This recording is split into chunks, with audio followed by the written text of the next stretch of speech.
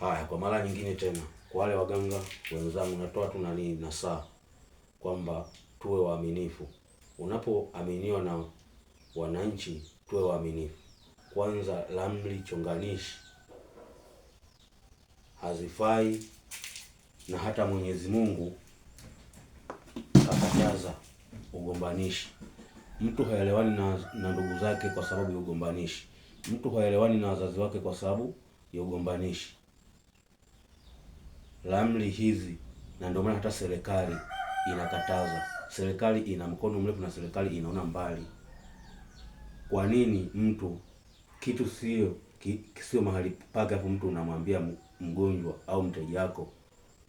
Hapo ndio penyewe. Maana yake kuna mazingira kwa wale wenzangu wanaokaa kule nyumbani Tanga kule, mtu kafiwa na mtu wake, anahisi ule mama kuharibu, yani maana kavunja chungu.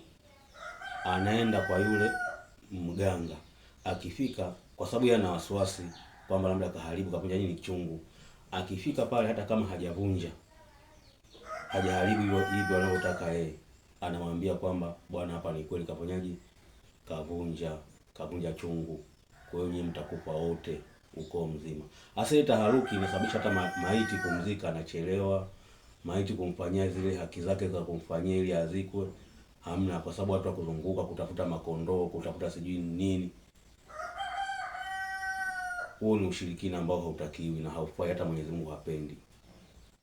Mimi nazungumza hivyo kwa sababu nikiwa nimeshuhudia. Tumepeleka msiba kule nyumbani. Kufika kule nyumbani, mtu mwanamke kafa na uzazi, tena ni mdogo, hata mambo ya kuvunja chungu hajui.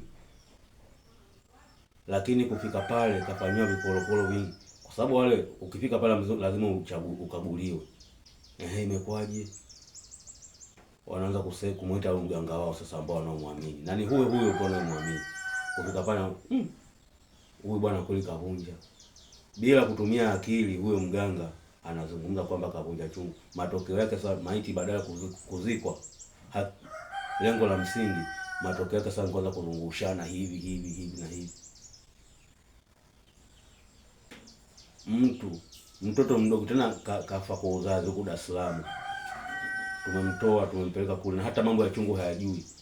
Na ndio maana hilo nimelitoa dukuduku kwanza hilo moyoni kwangu, kwamba waganga wenzangu wa milimani huko Bumbuli huko, muonoke. Dunia sasa hivi inajua, na nyie wazee wangu wa huko muangalie. Sasa hivi mtu anapoona kazi kama hiyo, ni hela, amekaa hana hata 100, unafikia atakwambiaje? Atakwambia bwana, ni kweli, ili kwa sababu pale afanye kazi apate nini, chochote kitu. Tusio na hofu, mwenye uwezo ni Mwenyezi Mungu, na msipende kutumia tu huyo mmoja. Kama atakuwa amefeli, kafeli, na kazi anapoipeleka sio vizuri. Na sio huyo tu, ni wengi na wengi. Mtu kafa kwa maradhi mengine, ukimwi kadondoka, anasema kavunja chungu. Nazungumzia kwa sababu mimi ni kama mganga, nikifika yale matukio ninavyoangalia, sisi wenyewe tunapofika, ukifika sehemu kuna hali ambayo unasikia kama nywele zinafanyaje, na unakuta mtu akichwani kwako anakuambia bwana, yaani hapana amani.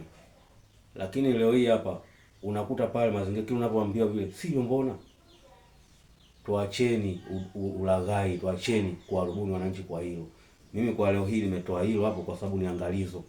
Chungu kweli, watu wanavunja vyungu, wanaharibu na wanateseka, na waganga wangu kule ni wanafanya hivyo. Lakini wale waliofanya wazee wangu kipindi hicho, sasa hivi ni tofauti. Watu wanaharibu, wanaharubuni. Kibaya zaidi, marehemu anatakiwa afanywe safa zake, azikwe, afanywe kila kitu chake, sio kumchelewesha kwa sababu ya nini? Ya kutafuta mazingira mengine ambayo sio ukweli. Ikiwa ni kweli sawa, haya mambo kama kafanya ni kweli sawa, afanyiwe hivyo, kwa sababu hiyo ni tangia enzi na enzi za wazee huko. Lakini asivi waliobaki ni uvijeba, sio nakwambia ndio hivyo ili apate nini? Wananchi hasa wa maeneo husika, kuweni makini. Dunia sasa hivi imeshaisha. Kuweni nini? Makini. Dunia sasa hivi imeshafanyaje? Ishaisha. Clip yangu utakapoipata hii, atakayeipata tu comment nyingi ziwafikie wengi wale ambao sio waaminifu. Ramli chonganishi haifai. hata serikali inatukataza mimi na kuhusieni pamoja na kujihusia nafsi yangu. Jamani, tuwapende wagonjwa wetu na tusigombanishe familia. Mimi nitapata hela hapo nitaondoka, lakini huku nyuma tu hawaelewani. Hiyo ni kweli? Sio kweli. Kwa hiyo tupendane kwanza sisi wenyewe waganga, na kama kuna hata mimi nikiwa na makosa niambie na nirekebishe, nifanye hivi. Cha kufanya nini? Mtu akija na tatizo kama hilo, ana tatizo kama hilo, fanya ile tatizo kweli liishe haraka na nini, lakini katika mazingira ya kuzika, watu wazike kwa wakati, sio kumchelewesha marehemu, kuzungusha kwenda huko kwenda kule. Huo ni ukoloni mambo leo, mambo yashape na wakati, na ina maana hapo mnamsimanga maiti. Kwa hayo machache na mengine yanakuja.